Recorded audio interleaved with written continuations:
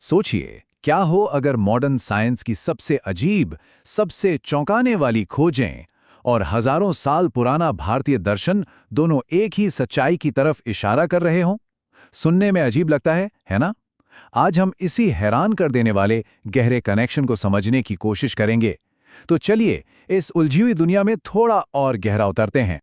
और ये शब्द देखिए, ये किसी फिलोसोफर या साधु के नहीं है। ये हैं इरविन श्रोडिंगर के, जो क्वांटम मैकेनिक्स के फाउंडर्स में से एक थे। मतलब एक नोबेल पुरस्कार विजेता साइंटिस्ट। उनका ये कहना अपने आप में एक बहुत बड़ी बात है। ये कोटेशन ही उस गहरे कनेक्शन की नींव रखता है जिसे हम आज समझने जा रहे हैं। तो सवाल ये उठता है कि आखिर ये कैसे हो सकता है? प्राचीन ऋषि मुनि बिना किसी लैब या टेलीस्कोप के उस सच्चाई के बारे में कैसे बात कर सकते थे जिसे हमारा मॉडर्न साइंस अब जाके मतलब बस अभी-अभी खोजना शुरू कर रहा है? यही वो सवाल है जो आज के हमारे इस सफर का सेंटर पॉइंट है।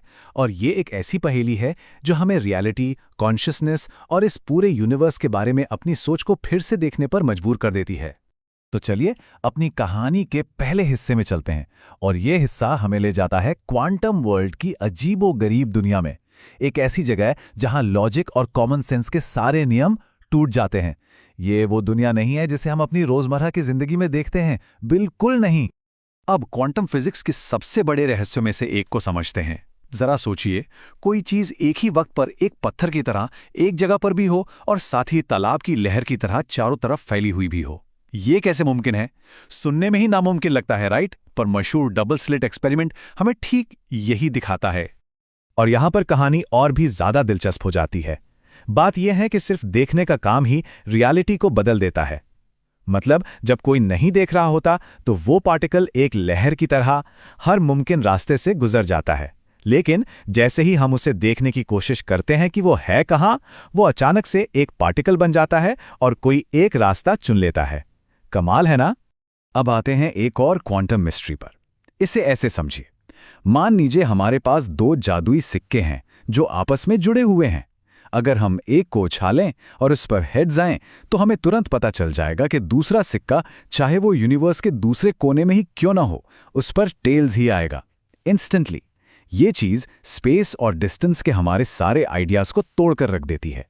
तो इन सब बातों का निचोड़ क्या है? सबसे जरूरी बात यह है कि ऑब्जर्वेशन यानी देखने का काम सिर्फ रियलिटी को दिखाता नहीं है, बल्कि ऐसा लगता है कि उसे बनाने में भी मदद करता है। और बस यहीं पर फिजिक्स फिलॉसफी के दरवाजे पर दस्तक देती है। अगर रियलिटी इस बात पर डिपेंड करती है कि उसे कौन देख रहा है, तो फिर कॉन्शियसनेस यानी चेतना का क्या रोल है? यही सवाल हमें हमारी कहानी के दूसरे हिस्से में ले जाता है।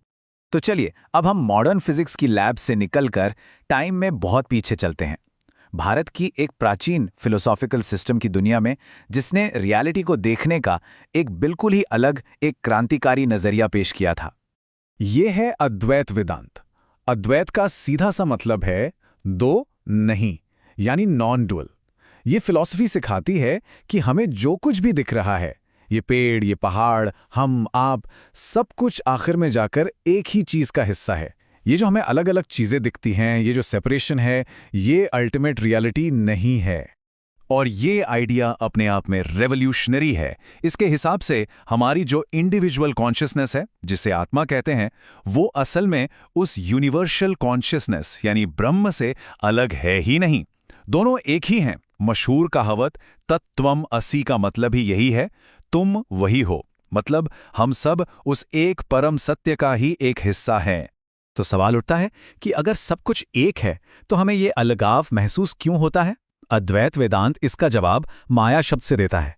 माया का मतलब कोई ट्रिक या धोखा नहीं है, बल्कि इसे एक तरह का कॉस्मिक इल्यूजन या पर्दा समझिए, जो हमें उस गहरी यूनिटी को देखने से रोकता है जो असल में हर चीज को एक साथ जोड़े हुए हैं।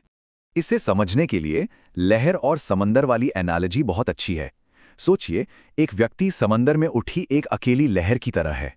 उसे लगता है कि वो समंदर से अलग है, उसकी अपनी एक पहचान है।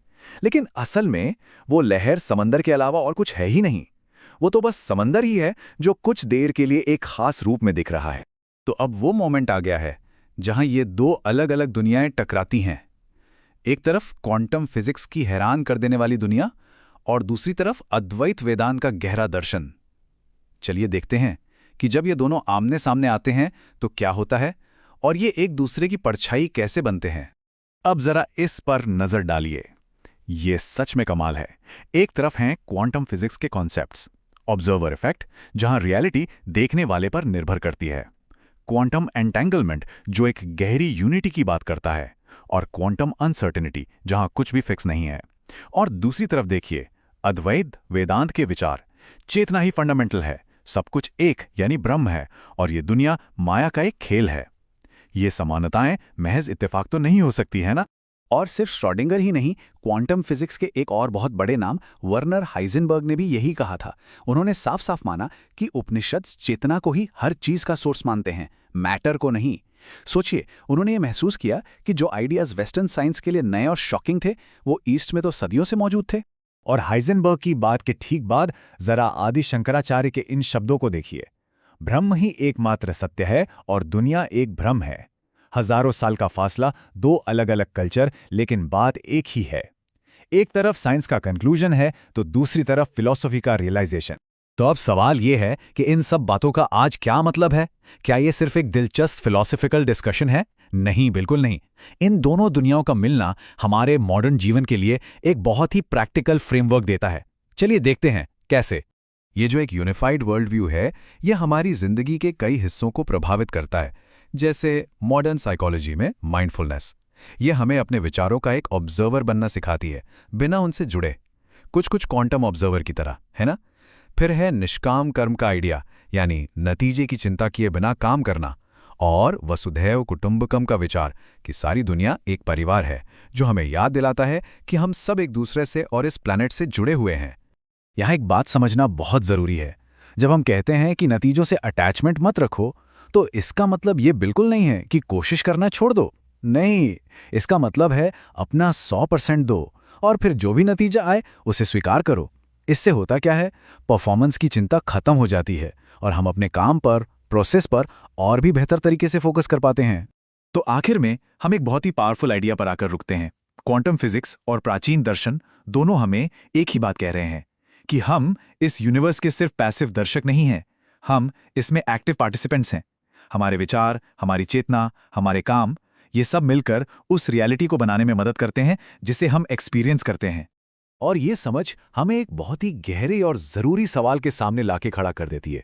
अगर ये यूनिवर्स सच में एक इंटरकनेक्टेड, एक जुड़ा हुआ पूरा का पूरा सिस्टम है, अगर हम सब और हर चीज असल में एक ही हैं, तो फिर ये सच्चाई हमसे क्या करने को कहती है? ये हमारे एक दूसरे के साथ और इस प्लैनेट के साथ हमारे रिश्ते को कैसे बदल देती है? ये एक ऐसा सवाल है जिस पर हम सबको सोचने की जरूरत है।